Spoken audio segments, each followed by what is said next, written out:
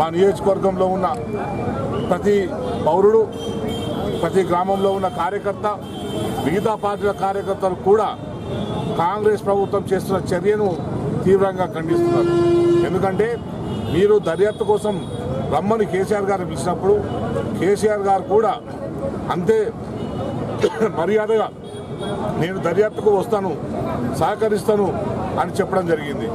అయితే municipal elections ఉన్నాయి కనుక ఈ మున్సిపల్ ఎలక్షన్ వ్యవహారాల్లో నేను బిజీగా ఉన్నాను, తర్వాత పెట్టండి తేదీ అని చెప్పి కేసీఆర్ గారు లెటర్ రాయడం జరిగింది.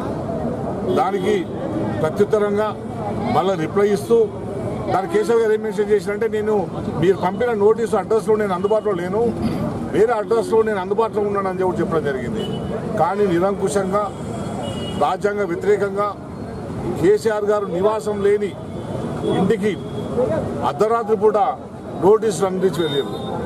అంటే అర్థమైంది, ఒక వ్యక్తి ఆ కేసులో నిందితుడు కాదు, సాక్షి.